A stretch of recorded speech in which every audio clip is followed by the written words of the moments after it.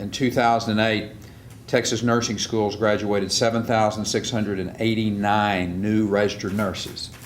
That is an increase of almost 70% since 2001. If we didn't have such a great need, if there wasn't such a high mountain, we could stand back and say, look how good we have done. And the fact is we have done good, but we got a ways to go. According to the most recent research, the supply of nurses will grow by 53% by the year 2020. And that is an encouraging number until you look at the need side of that equation.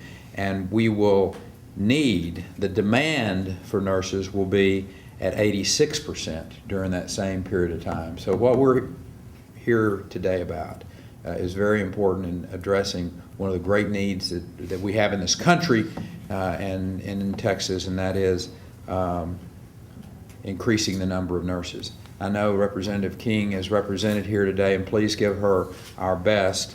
She and her colleagues have been working hard to address this issue of the nurse shortage that we had by directing the resources to these high-value programs like we are addressing today.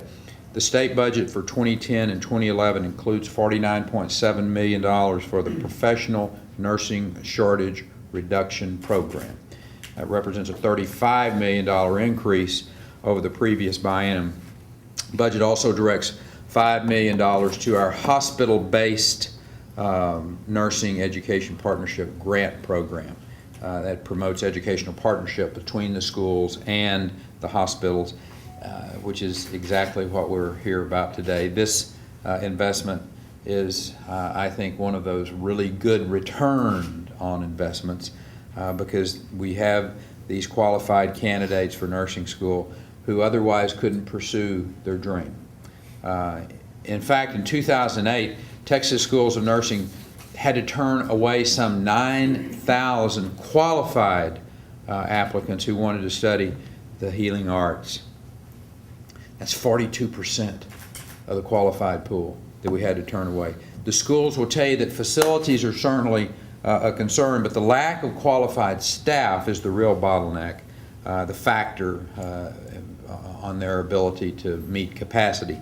And that's why I was very happy to sign House Bill 4471 last year, which provided for some high-performing nursing programs. They needed some additional resources, and they needed to hire faculty. The bill also holds nursing programs accountable for producing more nursing graduates, and it increases a very powerful incentive to those schools to admit and graduate more nurses. So I'm pretty much in the incentive-based mode. Give schools, give businesses, give individuals incentives, and then let them meet the stubborn challenges that we sometimes face in this state. You know, just consider the joint approach that Hendrick Medical Center has taken with Angelo State. Great example of harnessing the power of those institutions and the internet to help licensed vocational nurses become registered nurses in just 6 months. And compressing that period of time is really important too. As Nicole's husband can share with you, getting that compressed period of time is a big deal. I can tell you, as the husband of a wife, or I should say the husband of a nurse, it's a big deal to be able to have that type of innovative program. We're going to get 20 new nurses in this area because of this program, 20 new RNs, and they're going to have a higher degree of professional ability. They're going to have a better shot at increased compensation that will in turn make your family's life better. And that's really our bottom line, is improving the quality of life, not only for those that are going to receive this care, but those that are going to deliver the care as well. That's 20 nurses that are going to impact a substantial number of patients, 20 families that are going to have a better quality of life.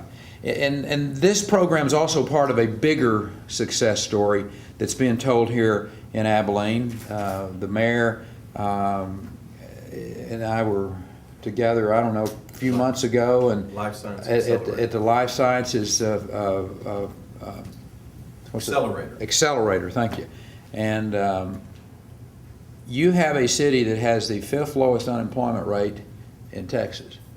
Abilene, Texas is doing it right. And you're doing it right because you have people like Mayor Archibald who understands the principles of keeping the tax burden low and the regulatory climate fair, and having a very pro-business climate in place. And the state of Texas is, I'm very proud of what we've been able to do collectively in the state, particularly on in that sector of education and health services. In February, we had 1,600 jobs created across the state, 6,000 jobs in March. The largest monthly growth for that sector since October of 2009. Since March of 2009, in the last 12 months, that sector, that health and education sector, has added 56,300 jobs in the state of Texas. And that's a great story, and it's another indicator of our state's economic strength relative to the rest of the country. Other indicators include the fact that Texas created more jobs than any of the other 10 large states in the last year. We got the lowest unemployment rate of the nation's top 10 states. And the months to come, our challenge is going to be continue those trends by sticking to the basics that got us to this point. Willingness to make tough decisions and keep state government tightening their belt. You know, you all have to do it in your private lives. You have to do it in your personal businesses. Keep the regulatory climate predictable. Keep our legal system fair.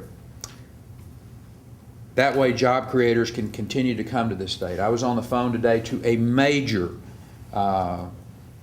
industrial giant of a company that's talking about another major relocation to the state of Texas.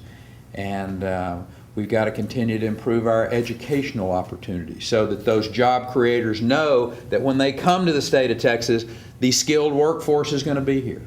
I mean, we've been doing it right, and our state has been the recipient of major companies moving here and creating jobs and wealth, and we need to continue on that path. So, and speaking of paths, I want to pass the baton here to Nicole Elder. She is on the path to improving her life, and in turn her family's life, and in turn being a deliverer of even more quality health care in her profession.